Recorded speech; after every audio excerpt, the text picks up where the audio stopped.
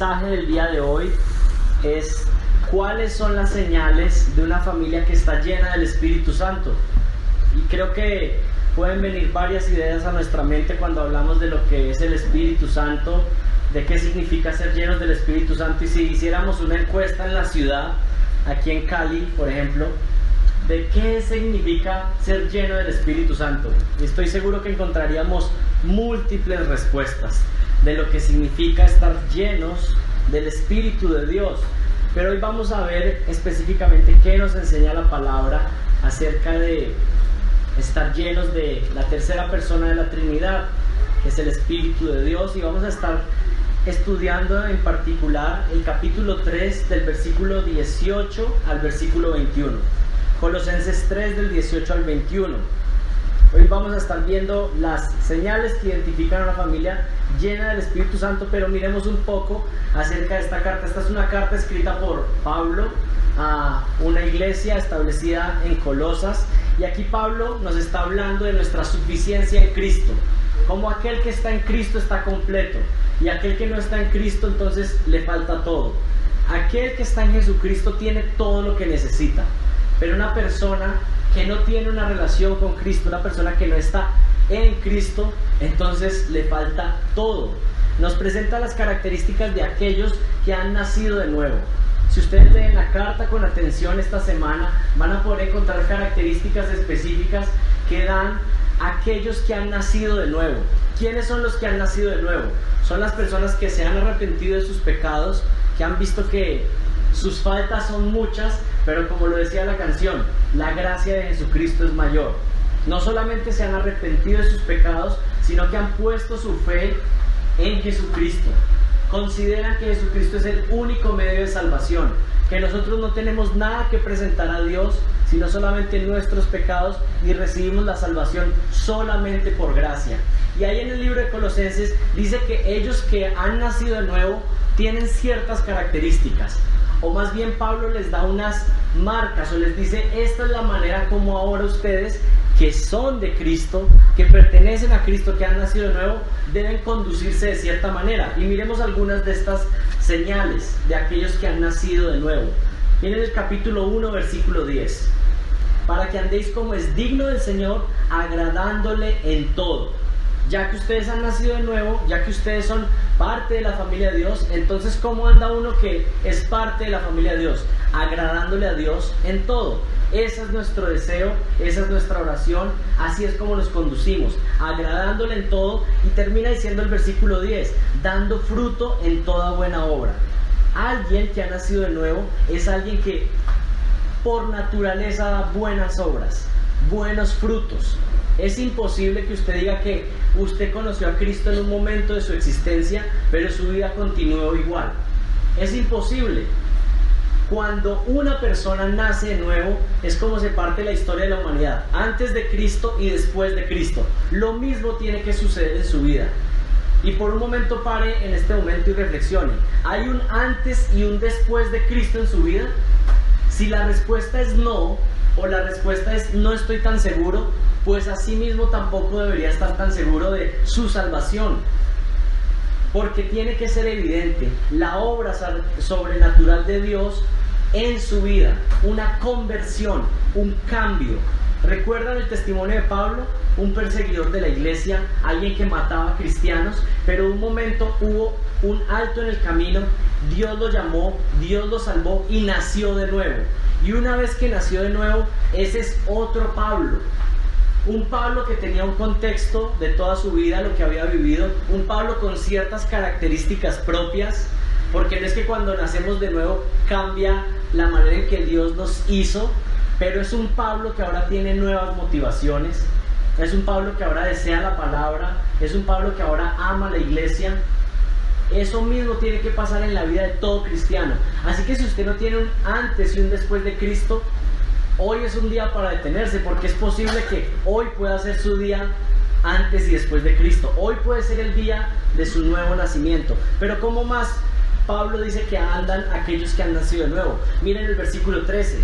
Porque Él nos libró del dominio de las tinieblas y nos trasladó al reino de su amado Hijo, Aquellos que han nacido de nuevo, aquellos que están unidos a Cristo, han sido traspasados de las tinieblas, es decir, del reino de Satanás al reino de Jesucristo. Y luego miren el versículo 21 y 22, más adelante. Y aunque antes vosotros estabais alejados y erais de ánimo hostil, ocupados en malas obras, sin embargo ahora Él os ha reconciliado en su cuerpo de carne mediante su muerte. Antes éramos enemigos de Dios y ahora somos amigos de Dios. Somos reconciliados con Dios. Y miren lo que dice el capítulo 2, versículo 13, más adelante.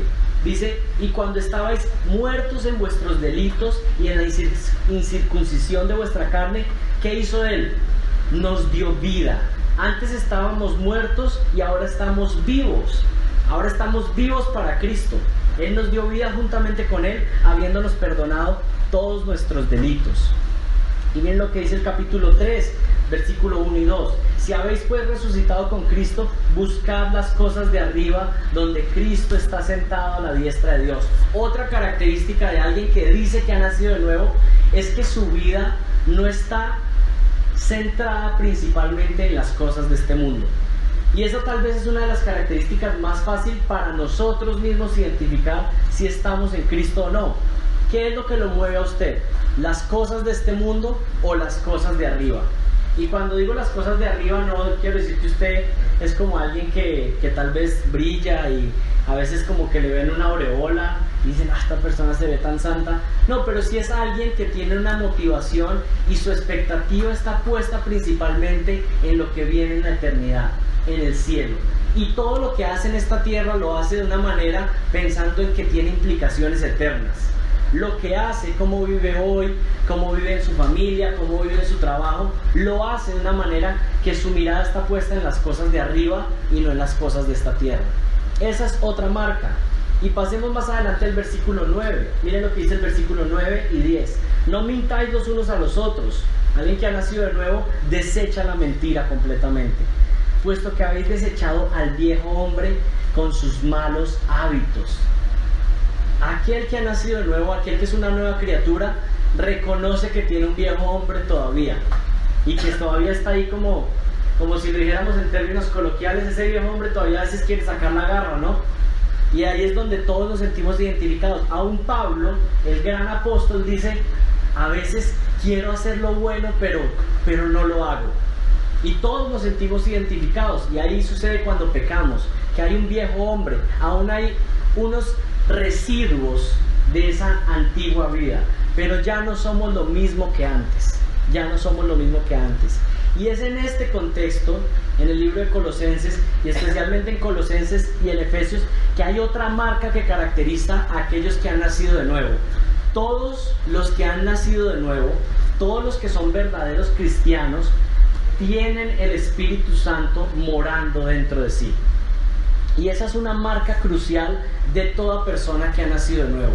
Si usted es un verdadero cristiano, entonces usted tiene a Dios mismo morando dentro de usted.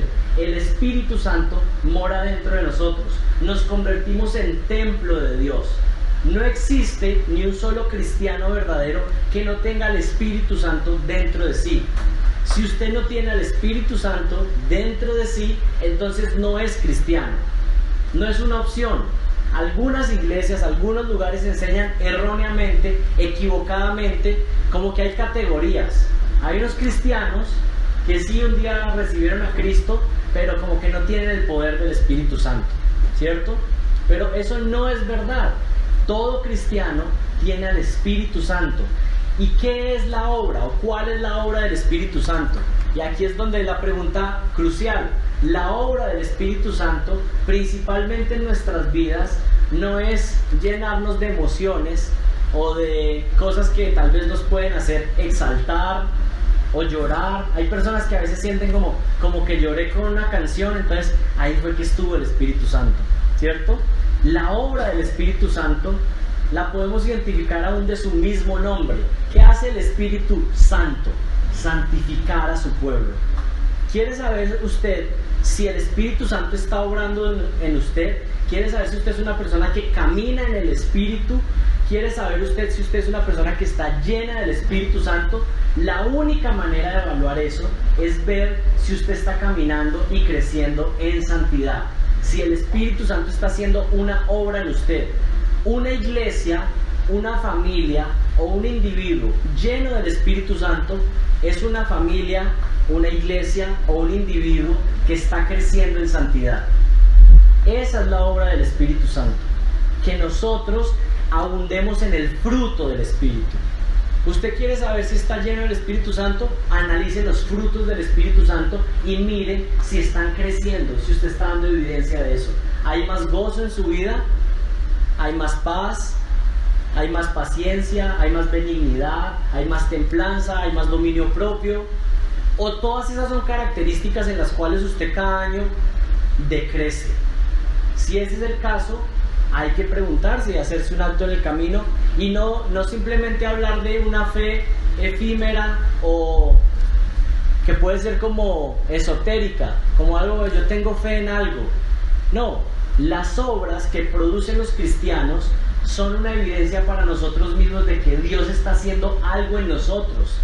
Así que cuando nosotros empezamos a tener nuevas motivaciones, nuevos deseos de obediencia, más amor por la palabra, no es para jactarnos y decir, qué santificado que ando, que el Espíritu Santo me tiene pero poderoso ahora, ¿cierto?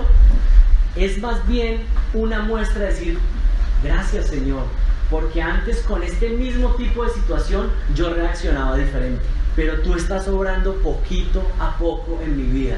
Las obras en la vida del cristiano no son para impresionar a Dios. Nosotros somos salvos por gracia completamente.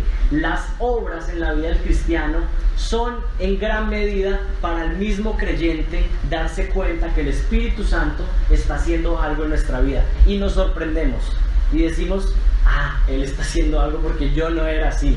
Esto no me salía naturalmente. Esa es la obra del Espíritu Santo. Somos templo de Dios, como dice 1 Corintios 3:16 y como se enfatiza también en Efesios 1 del 13 al 14. Pero hay algo interesante y vamos a entrar a ver las señales de una familia entonces que es llena del Espíritu Santo, una familia que está creciendo en santidad. Pero hay algo que quiero enfatizar y esto les animo a que lo estudien esta semana en su casa. En la carta de Efesios, en el capítulo 5, versículo 18, dice lo siguiente: no os embriaguéis con vino, en lo cual hay disolución. Antes bien, sed llenos del Espíritu. ¿Vieron eso? Lo que dice Efesios 5:18 dice, no se embriaguen con vino, o sea, no se emborrachen con ninguna bebida alcohólica, sino, en contraste, sean llenos del Espíritu Santo. Y es muy interesante porque el versículo 19 empieza a dar como los resultados de alguien que está lleno del Espíritu Santo. Miren lo que dice el versículo 19. Hablando entre vosotros con salmos, con himnos y con cánticos espirituales, cantando y alabando al Señor en vuestros corazones, dando gracias por todo al Dios y Padre en el nombre de nuestro Señor Jesucristo. Entonces, ¿qué es lo que les quiero llamar la atención? En Efesios 5:18 dice que aquellos que son llenos del Espíritu Santo naturalmente cantan salmos, son personas que andan agradecidos, y más adelante en la descripción de Efesios 5 da unas descripciones de cómo se comporta una familia que está llena del Espíritu Santo. Pero aquí viene lo interesante. Acompáñenme todos con sus Biblias a Colosenses 3:16. Colosenses 3:16 es el versículo paralelo a Efesios 5:18. En Efesios 5:18 se nos dijo, sean llenos del Espíritu Santo. Y en Colosenses 3:16 miren lo que dice: la palabra de Cristo more en abundancia en vosotros, exhortándoos, enseñándoos unos a otros con toda sabiduría, cantando en gracia en vuestros corazones con salmos, con himnos y cánticos espirituales, y todo lo que hacéis sea de palabra, hacedlo en el nombre del Señor, dando gracias al Padre por medio de Él. Si ustedes miran con atención, Efesios 5:18 y Colosenses 3:16 son versículos paralelos. Están hablando de lo mismo, producen los mismos resultados, pero en Efesios está diciendo, sed llenos del Espíritu Santo. Y en Colosenses, ¿qué está diciendo? Colosenses 3:16, llenaos de la palabra. Aquí podemos encontrar un paralelo. ¿Cuál es la forma de ser lleno del Espíritu Santo? Llenarse de la palabra que el Espíritu Santo inspiró. Esta es la forma de llenarse del Espíritu Santo. ¿Quiere usted estar lleno del Espíritu de Dios? llénese de la palabra de Dios. Esa es la forma. Y es muy interesante porque es un mandato, dice, sed llenos del Espíritu Santo. Y yo no sé si a ustedes les ha pasado que leemos ese versículo y muchas veces era como, ¿y cómo le hago? O como que, y entonces otros empiezan, no, emocionados, no, hay que darle más duro, grite a ver si se llena. Llenarme del Espíritu Santo es llenarme de su voluntad, de lo que Él ha inspirado, de su palabra. Y cuando yo me lleno de la palabra de Dios, no solamente leyéndola, sino meditando en ella, queriendo obedecerla, naturalmente lo que va a pasar es que va a fluir los frutos del Espíritu Santo en mi vida. Esa era toda una introducción para hablar de lo que significa la obra del Espíritu Santo en nosotros. Ahora vamos a ver señales prácticas. Y aquí usted puede evaluar su propia familia, usted puede evaluar sus propias vidas a la luz de estos versículos. El capítulo 3, del versículo 18 hasta el 21. Y ahí vamos a ver las señales de una familia llena del Espíritu Santo. Hoy usted va a poder comprobar si su familia está llena del Espíritu Santo. Y si ese no es el caso, hoy es un día de arrepentimiento y un día de gracia para pedirle al Señor: Señor, yo quiero que mi familia sea una familia llena del Espíritu de Dios. ¿Ese no es el deseo? Hay algunos que digan, bueno, no, yo no estoy tan convencido, no quisiera que mi familia, no quisiera que el poder que resucitó a Jesucristo entre los muertos esté obrando en mi familia. ¿Alguno? Bueno, yo sí quiero eso. Y hoy vamos a llenarnos de la palabra de Dios. Leamos las señales de una familia llena del Espíritu de Dios. Y ustedes notan que es la sección que sigue a continuación, después de que les dijo que se llenaran de la palabra. Versículo 18. Mujeres, estad sujetas a vuestros maridos como conviene en el Señor. Versículo 19. Maridos, amad a vuestras mujeres y no seáis ásperos con ellas. Otras traducciones podrían decir, no sean amargos con ellas. Hijos, sed obedientes a vuestros padres en todo, porque esto es agradable al Señor. Y versículo 21. Padres, no exasperéis a vuestros hijos, para que no se desalienten o no les provoquen a ira. Oremos para pedirle al Señor que ilumine en esta mañana su palabra. Padre, te doy gracias por lo que estás haciendo en medio nuestro. Y cuán importante, hace 8 días hablábamos de las señales de una iglesia que está enfocada, y hoy vamos a ver a través de tu palabra las señales de una iglesia, de una familia en la cual tu Espíritu Santo está haciendo una obra. Y esa es nuestra petición, que las familias de esta congregación sean familias donde tu Espíritu Santo está haciendo una obra poderosa, Señor. Yo te suplico que hagas algo en medio nuestro, que hoy traigas arrepentimiento, que hoy traigas salvación y que hoy santifiques nuestras familias. Yo te pido esto en el nombre de Jesucristo. Amén. Versículo 18. Y ahí ya las mujeres dijeron, no, yo no sabía qué estaba pasando. Todo venía muy bien con la llenura del Espíritu Santo. Bueno, esta es la primera marca realmente de una familia que está llena del Espíritu Santo. La primera marca es mujeres sujetas al liderazgo de sus maridos. Esa es la primera señal. Esa es la primera muestra de que el Espíritu Santo está obrando en una familia. Mujeres que están sujetas al liderazgo de sus maridos. Y eso específicamente lo encontramos en el capítulo 3, versículo 18.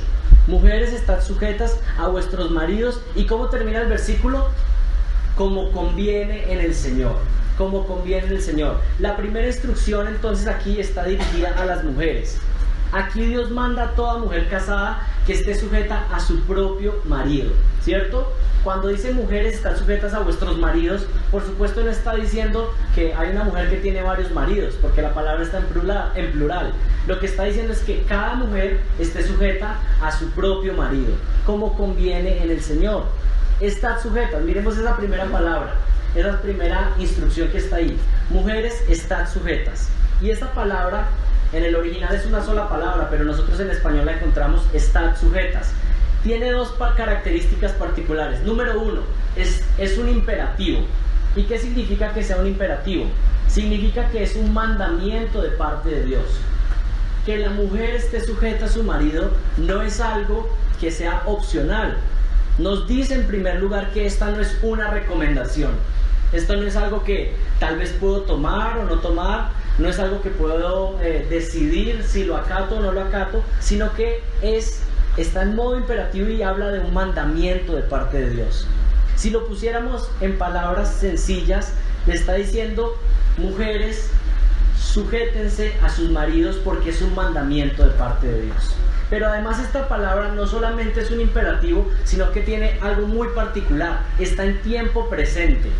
Y cuando conectamos un imperativo con el tiempo presente, eso especialmente se ve en el idioma original, pero está dando una instrucción que se tiene que cumplir de manera continua. ¿Qué quiere decir esto? Que este mandato no puede ser algo que yo cumplí en el pasado, o lo cumplo de vez en cuando, o lo cumplo en diciembre, o bueno, yo más o menos a mitad de año es que tengo la inclinación a cumplir este mandamiento. No, es un imperativo que está en tiempo presente, lo cual dice que la sujeción de la esposa hacia su marido debe ser constante, algo permanente. Si lo pusiéramos en palabras simples y sencillas, podríamos decir: mujeres, estén sujetas a su marido en todo tiempo. En todo tiempo. La palabra estar sujeta se refiere a lo opuesto a ponerse en la posición de alguien que controla. Una mujer que está sujeta no buscará controlar a su esposo.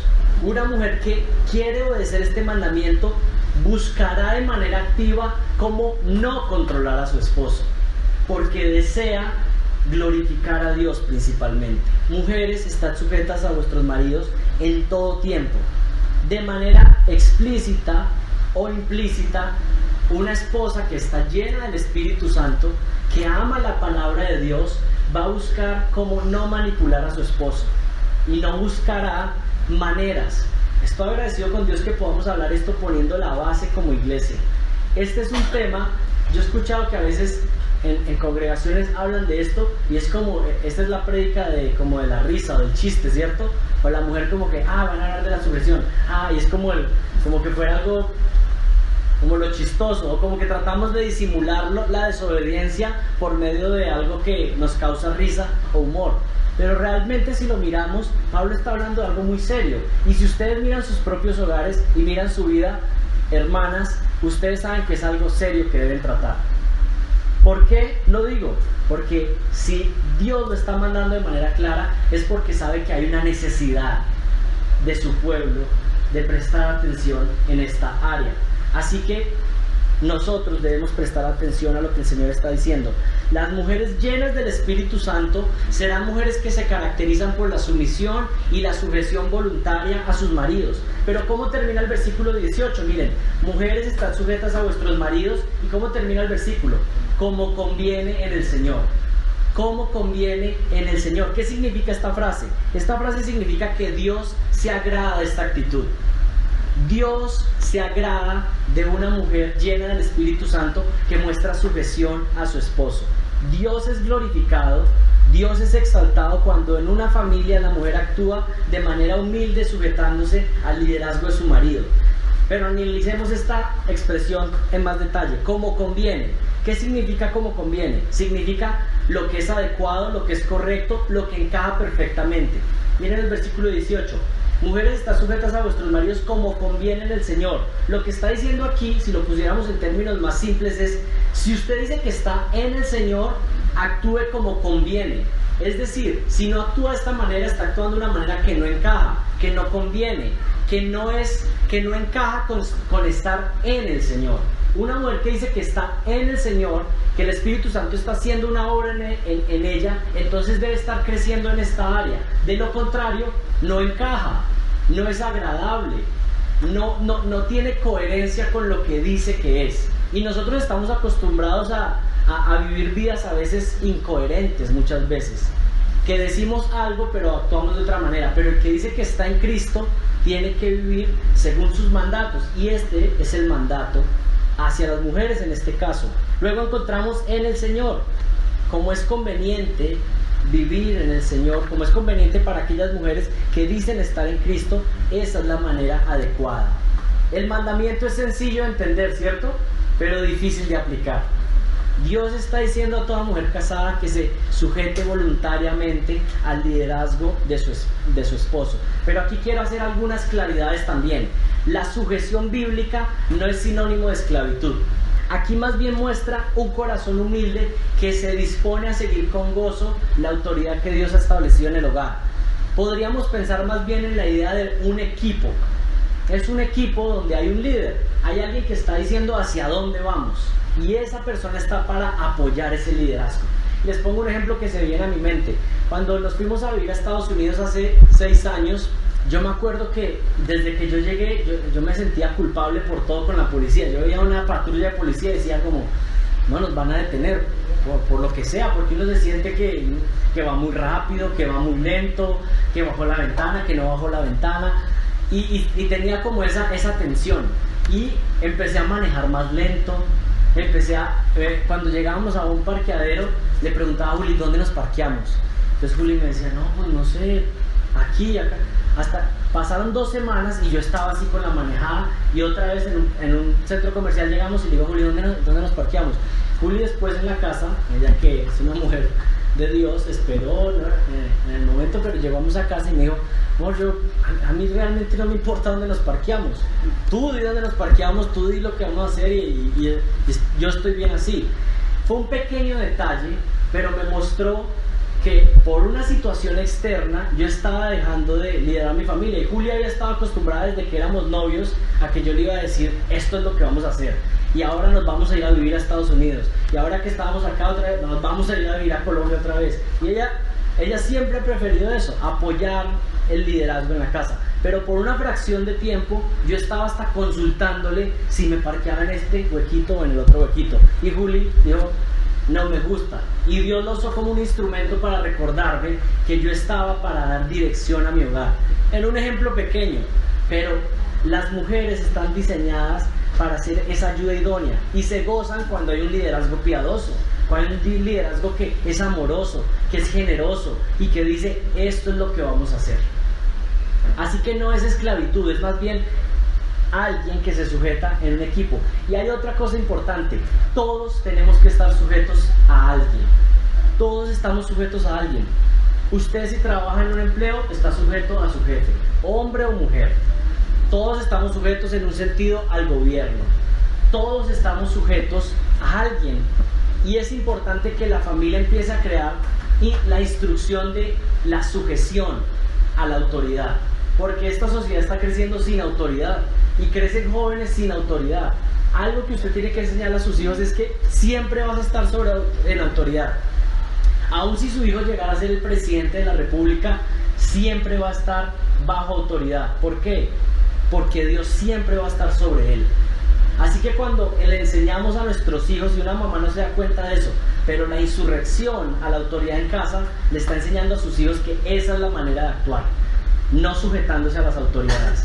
Y como padres también tenemos que acostumbrarnos a enseñar que nos sujetamos a las autoridades siempre y cuando no traspasen su línea de autoridad. Pero un ejemplo, estamos en una fila y hay un señor que lo encargaron de dirigir la fila y el señor le dice, mire, tiene que pararse acá. ¿Cuál es nuestra actitud? Porque ahí no aquí, yo quiero aquí. Porque somos rebeldes por naturaleza. Pero cuando estamos con nuestra familia porque queremos glorificar a Dios, tenemos que cultivar esa actitud de, ese es el señor que lo encargaron de la fila, él tiene la autoridad sobre la fila en este momento, vamos a hacernos donde él dice. La policía dice algo que es por aquí, por acá, nos parece que era más fácil irnos por ahí. Vamos a cultivar una actitud de sujeción, todos.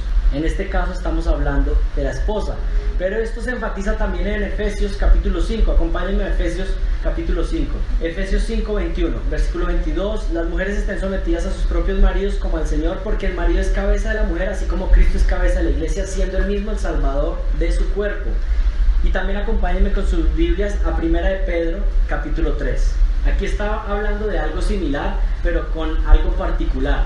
Está hablando de una mujer que está casada con un hombre incrédulo. Miren lo que dice 1 de Pedro 3:1. Asimismo vosotras mujeres estás sujetas a vuestros maridos, de modo que si alguno de ellos son desobedientes a la palabra, pueden ser ganados sin palabra alguna por la conducta de sus mujeres. Está poniendo el caso de una mujer casada con un incrédulo y la instrucción es la misma: sujétense a sus maridos. Es más, esa actitud de sumisión puede ser el instrumento que Dios utiliza para salvar a ese hombre. Y es interesante lo que dice, sin palabra. Y a veces la mujer está diciendo, no, quiero evangelizar a mi marido, con bastante palabra, ¿no? Pero aquí él dice sin palabra, con su actitud de corazón, sujeta. Aquí es importante poner varias premisas también. La sumisión no significa inferioridad tampoco. No significa que la mujer es inferior al hombre.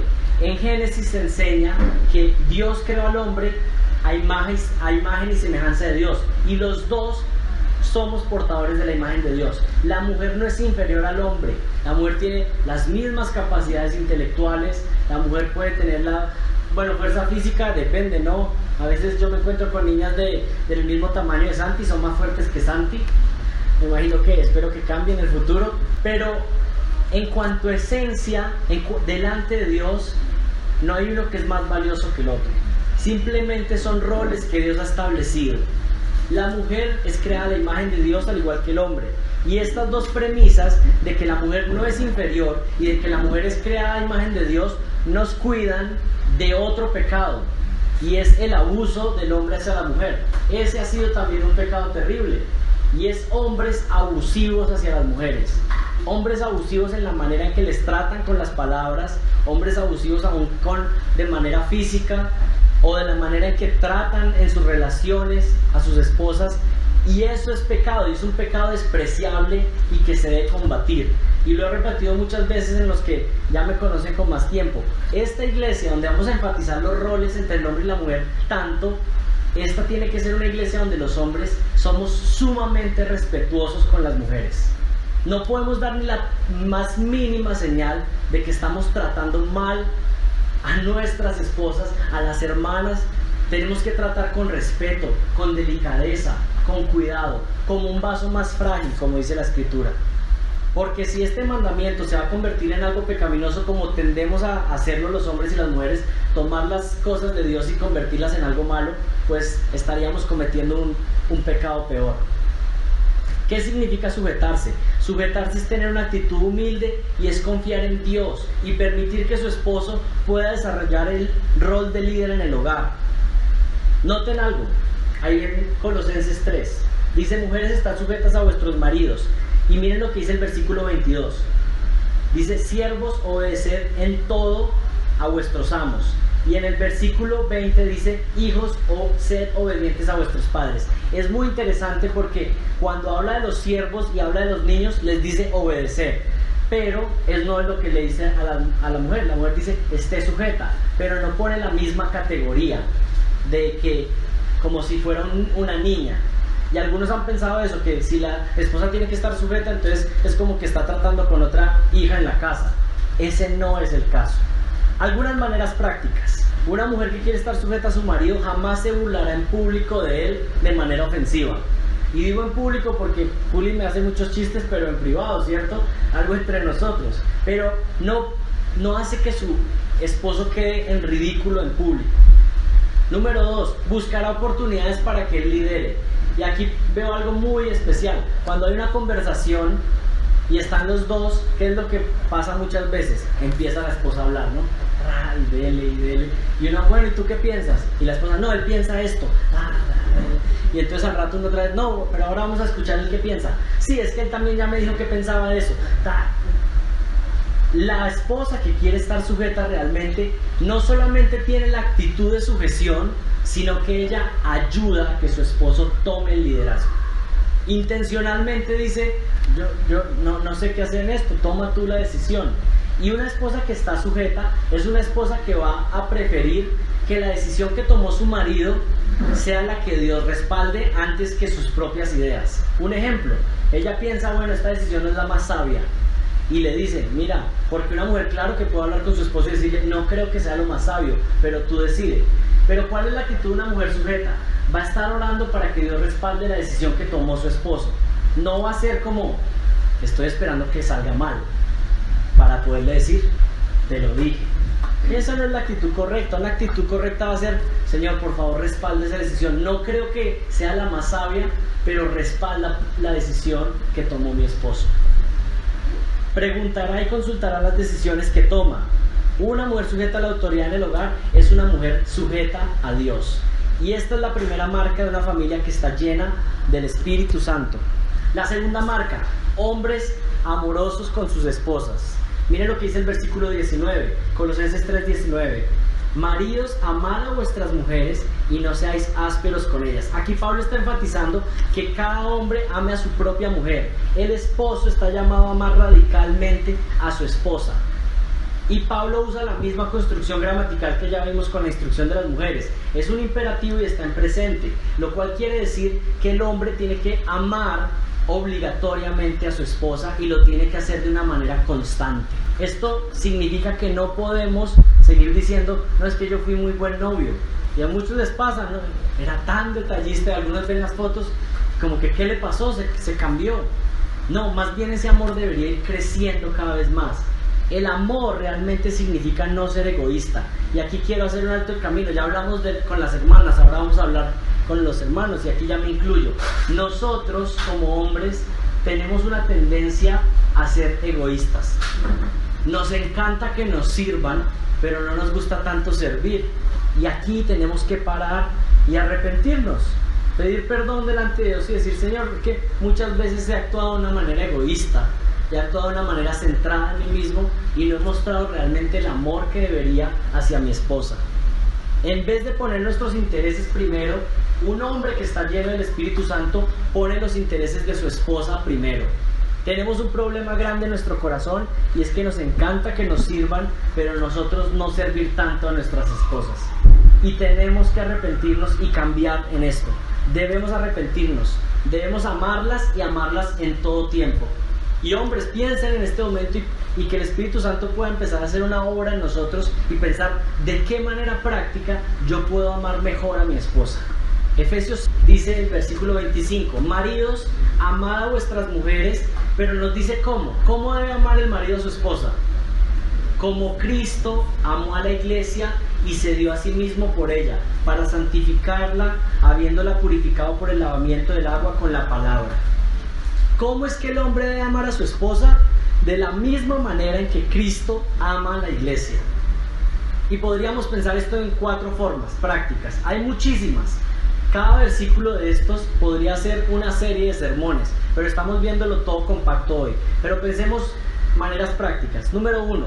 Cristo ama a la iglesia con un amor sacrificial. Se sacrificó por la iglesia. De esa manera nosotros debemos amar a nuestras esposas. Y muchas veces o nos piden un favor o nos piden que les ayudemos de alguna manera y nosotros sentimos, me están sacando de mi comodidad, de lo que yo merezco. Es que yo vine trabajando todo el día, ahora merezco que me sirvan. Pero esa no es la manera como Cristo ama a la iglesia, sino que amó de una manera sacrificial, no egoísta. Una segunda manera, Cristo ama con un amor exclusivo. ¿Qué quiere decir esto? Que Cristo no tiene varias esposas, tiene a la iglesia como su esposa, a su pueblo como su esposa. Y aquí quiero enfatizar que el adulterio es destructivo. El adulterio acaba y destruye. No solamente destruye un matrimonio, sino que son los casos tras los casos de hombres que caen en adulterio y su vida va en una debacle terrible. Pero aún la gracia de Dios es tan grande que aún un matrimonio que ha sufrido adulterio, Dios por su gracia lo puede restaurar. Pero por supuesto tiene consecuencias serias. Cristo ama a su iglesia con un amor exclusivo y yo como hombre debo amar a mi esposa de manera exclusiva. Y pongamos esto en términos prácticos. Hay palabras, hay actitudes, hay cosas que son exclusivas de Santiago para Juliana y para nadie más. Hay contextos donde yo veo a veces hermanos que son tan simpáticos con otras hermanas, como unas confianzas, y a veces no con otras hermanas, con la cajera del banco, con la cajera, y siempre es como hacerles un chiste, y siempre es como unas interacciones que no son correctas, que se vuelven normales porque vivimos en una cultura que está dañada, pero que no es normal. No es normal que un hombre se esté aproximando de una manera inapropiada hacia otra mujer que no sea su esposa.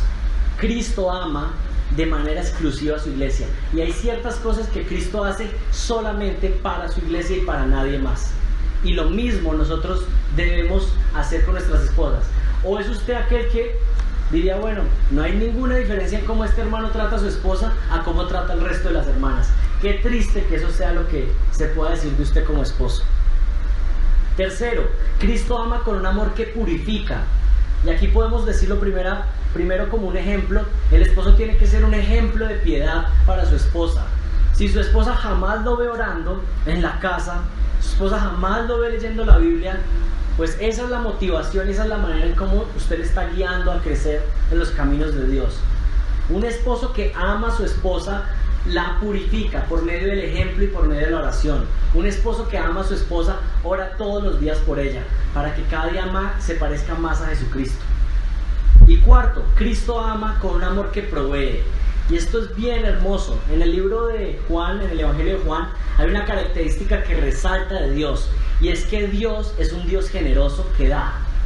Cristo da generosamente a su iglesia. Y aquí, hombres, yo les hago un llamado especial a que no sean tacaños con sus esposas. Alguien que ama es alguien que ama generosamente a su esposa. Aquí no estoy hablando de dar lujos y excentricidades, pero estoy hablando de que yo prefiero que ella tenga algo, y si yo no puedo tener lo que yo tanto quiero, yo prefiero que ella lo tenga. Eso es un amor generoso. Eso es poner primero a mi esposa antes que a mí mismo. Cristo ama con un amor que provee. Cristo ama con un amor generoso, y nosotros estamos llamados a amar de esta manera. Un hombre que muestra amor a su mujer busca su santificación de la misma manera en que Cristo busca la santificación de su iglesia. Amar también significa sustentar, cuidar y proteger. Y el esposo falla cuando piensa que la única responsabilidad es proveer financieramente para su hogar. Esa no es la única responsabilidad como hombres. Nosotros estamos llamados a proveer liderazgo, a proveer palabras de cariño, a proveer palabras de amor para la familia, crecimiento y liderazgo. ¿Cómo es que un hombre lidera a su familia? Amándolos y liderándolos.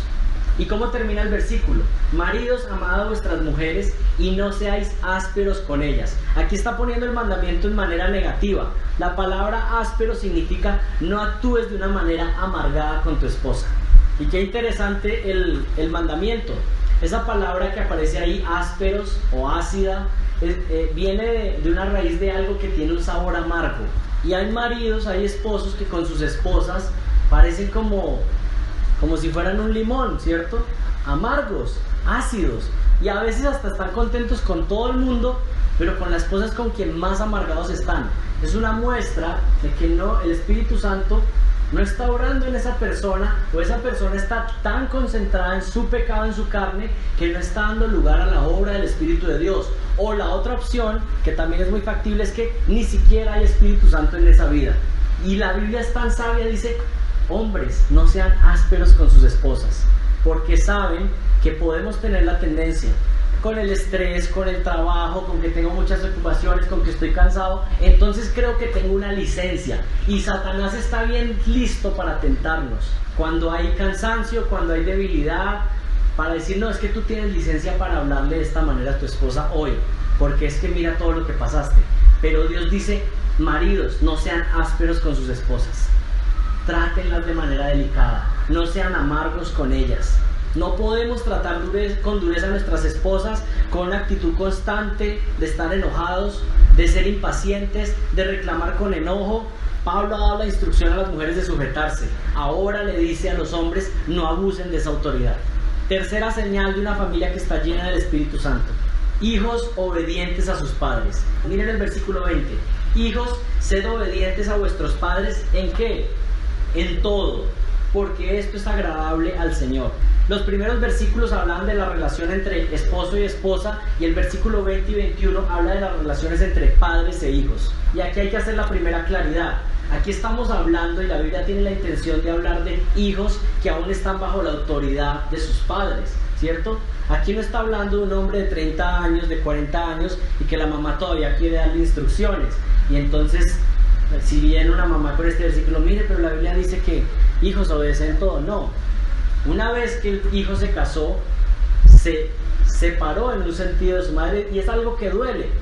A algunas mamás les duele más y les dura más el dolor. Pero aquí el llamado es a hijos que aún están bajo la autoridad. Como lo decimos aquí en Colombia, aún está, mientras usted vive bajo mi techo, ¿cierto? Hijos que están bajo esa autoridad deben obedecer en todo. Dios es la autoridad suprema y ha puesto a los padres, papá y mamá, como la autoridad sobre sus hijos. Cuando un hijo desobedece a sus padres, está desobedeciendo a Dios. Y esa es la instrucción que yo le doy a Santi. Yo le digo: cuando me desobedeces a mí, estás desobedeciendo a Dios. O cuando yo no hago algo que tengo que hacer en la instrucción de él, O él me dice, no quiero las consecuencias por la desobediencia. Me dice, no quiero las consecuencias. Yo le digo, bueno, si yo no lo hago, ahora somos dos los desobedientes. Tú que desobedeciste y yo no estaría obedeciendo porque él me dice que te corrija cuando tú desobedezcas. Siempre estamos bajo autoridad. Y un hijo que está bajo techo está bajo la autoridad de sus padres y debe obedecer en todo, y aquí siempre hay una claridad, siempre y cuando sus padres no le manden algo pecaminoso. Si un padre le está mandando algo pecaminoso a sus hijos, ellos no están obligados a hacerlo, por supuesto, pero siempre, de resto, los hijos están llamados a obedecer en todo. Y este mandamiento principalmente viene para ustedes, niños. Les estoy hablando a ustedes en este momento. Dios, que es el creador de todo lo que existe, que tiene autoridad sobre todo, Él dice que ustedes, mientras estén bajo la autoridad de sus padres, obedezcan en todo. Y de esa manera Dios va a ser agradado. Si ustedes obedecen a sus papás. Ustedes dicen creer en Dios, obedezcan a sus papás. Porque eso es lo que dice Dios en su palabra. Obedézcanles en todo. ¿Quieren agradar a su Dios? Obedezcan a sus padres. Eso es lo que dice la palabra. El mandato está sencillo, ¿cierto? Ahora aplicarlo, necesitamos que Dios nos ayude. Y la última señal de una familia que está llena del Espíritu Santo. Padres sabios animando a sus hijos. Número 1, mujeres sujetas a los esposos. Número 2, esposos que aman a sus esposas. Número 3, hijos obedientes a sus padres. Y número 4, padres sabios que animan a sus hijos. Miren el versículo 21. Padres. Y es interesante porque dice padres y está en plural, entonces está hablando el papá y la mamá. No exasperéis, o algunas versiones dicen no provoquen ira. Algunos manuscritos utilizan esa expresión. A vuestros hijos, no exasperéis a vuestros hijos para que no se desalienten, para que no se desanimen. Aquí el mandamiento es hacer padres sabios, llenos de la instrucción de la palabra. La manera en cómo tenemos que guiar a nuestros hijos es en la palabra, pero a veces estamos guiando a nuestros hijos no en la instrucción de la palabra, sino en nuestros deseos personales. A usted se le mete, no, mi hijo tiene que ser futbolista, y entonces lo pone, y el niño ni da pie con bola con el balón, pero usted se le metió que eso era, y que ese era el sueño, o músico, o pianista, o bueno, lo que sea.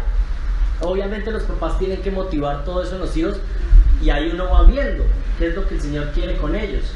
Y eso está bien. Y no es que se van a desanimar a la primera. Tienen que perseverar y nosotros les animamos a perseverar. Pero es pecaminoso cuando nosotros ponemos expectativas sobre ellos que no son bíblicas. En la Biblia no me dice ciertas cosas que yo debo esperar de mis hijos, pero que en la sociedad se vuelven normales. La sociedad dice, esto deben ser tus hijos, pero la Biblia no. Nuestra motivación debe ser lo que la Biblia demanda y criar a nuestros hijos en la palabra de Dios. Les voy a mencionar solamente 10 formas y las voy a mencionar rápido porque algunos, 10 formas, esto todavía le queda. Solo las voy a mencionar. 10 formas en que ustedes pueden desanimar a sus hijos. Desanimarlos, como dice esta instrucción aquí. Padres que crean expectativas irrealistas de sus hijos. Que de pronto no sacaron todas las clases al 100%, pero bueno, pasaron la materia. ¿Quién dijo que tenían que ser el más inteligente? De pronto su hijo no es el más inteligente, de pronto tiene otra habilidad, de pronto es súper creativo. 2, padres que no tienen tiempo para sus hijos. Eso causa ira y rencor en los hijos. No tienen tiempo para sus hijos. Número 3, padres que son sobreprotectores. Entonces aquí hay un ejemplo, hay unos que no tienen tiempo, pero hay otros que tienen todo el tiempo, ¿no? Sobreprotectores, causa desaliento, causa desánimo en los hijos. Padres que no se interesan en disciplinar a sus hijos. La Biblia dice que el padre que no disciplina a sus hijos realmente no los ama. Padres que disciplinan de manera pecaminosa. ¿Qué significa disciplinar de manera pecaminosa? Que no lo hacemos pensando en la instrucción, en que se acerquen a lo que Dios quiere, sino que como me están incomodando en este momento, entonces la rabia me lleva a disciplinarlos. Eso es disciplinar de manera pecaminosa. Pero disciplinar de manera correcta es que te estoy disciplinando porque te estás saliendo del patrón que Dios ha establecido y yo no te voy a dejar. Esa es mi responsabilidad. Padres hipócritas o mentirosos que siempre andan dando promesas pero no las cumplen. Eso desalienta. Padres que no se aman entre sí. ¿Cuál es la mejor manera de criar unos hijos en los caminos del Señor? Siendo un buen ejemplo, esposo y esposa. Eso está por encima de todo. Padres que hablan mal de la iglesia y del cristianismo salen de aquí y lo que salen es toda la tarde no hablar del sermón, no hablar de lo que nos enseñó Benjamín esta mañana, sino que, no, si viste esta cómo me saludó, y el otro, y este no, yo vi que se puso 2 máscaras, no, yo vi que no se puso máscara, y hablar mal de la iglesia, y el pastor, no, este peor, y con ese calor, peor.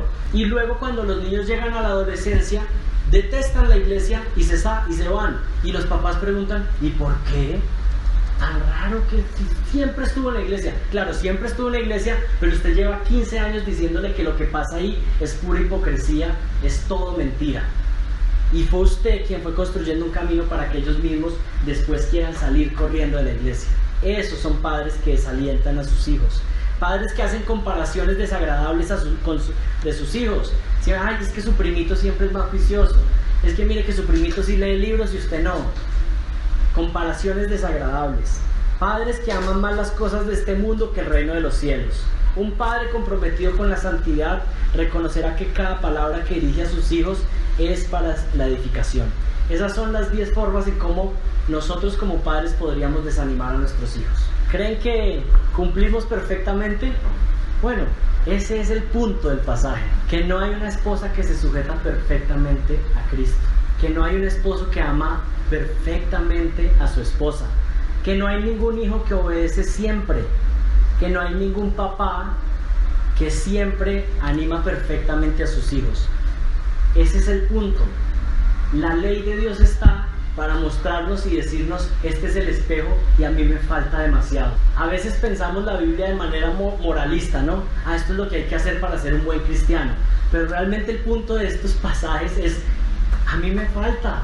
¿Y saben qué es lo que necesito? Necesito que Jesucristo me perdone, porque yo no he sido esa esposa, porque yo no he sido ese esposo, porque yo no he sido ese papá, porque yo no he sido ese hijo. Ese es el evangelio, que hay pecadores como usted y como yo que no cumplimos la medida, ninguno. Pero ¿saben qué es lo hermoso? Que Jesucristo obedeció perfectamente. Jesucristo obedeció perfectamente y murió en la cruz por el pago de sus pecados. Hoy lo primero que debemos hacer es arrepentirnos porque hemos fallado, pero confiar en Jesucristo y decir, Señor, gracias porque hay perdón en ti. Gracias porque yo no he sido esa esposa, pero tú me perdonas. Gracias porque yo no he sido ese esposo, pero tú me perdonas. Y niños, ustedes hoy también pueden decir, gracias porque Jesucristo murió en la cruz, y aunque yo no he sido completamente obediente a mis papás, si yo confío en Jesucristo, entonces puedo ser completamente perdonado. Y padres que hemos fallado con la crianza de nuestros hijos, también podemos hoy pedir perdón al Señor y pedirle, ayúdanos, llénanos de tu espíritu, queremos mejorar, pero gracias porque sabemos que tú no nos aceptas porque lo hacemos perfectamente. Tú nos aceptas ¿por qué? Porque Jesucristo obedeció perfectamente. Y de manera práctica, creo que es una buena oportunidad para pedir perdón a Dios, pero yo creo que muchos de aquí salen diciendo, bueno, creo que tengo que ir a hablar con mi esposo, con mi esposa, tengo que ir a hablar con mis hijos y ponernos a cuentas y pedir al Señor, haz una obra en nuestra familia, llénanos de tu Espíritu Santo. ¿Cómo poder vivir una vida llena del Espíritu Santo? Llenándonos de la palabra de Dios. Esa es la forma en cómo podemos reconocer una familia llena del Espíritu Santo. Acompáñenme en oración. Señor, te doy gracias por tu palabra, porque podríamos estar el día entero profundizando en ella como con una pala, excavando y excavando y excavando. Señor, hoy venimos delante de ti y ante un mensaje como este, ¿qué podemos decir más que perdónanos, Señor? Y a mis hermanos que tal vez están solteros y que están divorciados o viudos, Señor, tú también les instruyes a través de tu palabra, porque todos necesitamos saber qué es lo que tú esperas de una familia llena de tu Espíritu. Pero Padre, hoy como iglesia venimos delante de ti suplicando tu perdón. Pedimos perdón porque hemos sido egoístas, porque no nos hemos sujetado de la manera que tú lo demandas. Y tú lo sabes, porque nosotros como esposos no hemos amado de la manera adecuada. Perdónanos, Señor, y ayúdanos. Que no sea un arrepentimiento que simplemente se queda en palabras. Ayúdanos a cambiar, Señor. Ayúdanos con tu Espíritu. Te lo suplicamos, Padre Santo. Señor, aún los niños, si tú pones en su corazón hoy el pedir arrepentimiento, el pedir perdón, y perdona, Dios, por ser hijos desobedientes, ser hijos altaneros muchas veces. Dios, perdona también a estos niños y dale salvación. Y Padre, cuántos errores hemos cometido como papás, desanimando a nuestros hijos, causándoles ira de manera innecesaria, Señor. Perdónanos también. Pero damos gracias por Jesucristo, por su vida perfecta, por su obediencia, por la muerte en la cruz y por su resurrección. Porque en Él somos perdonados, en Él somos rescatados y por Él podremos estar en gloria contigo. Damos gracias en el nombre de Jesucristo.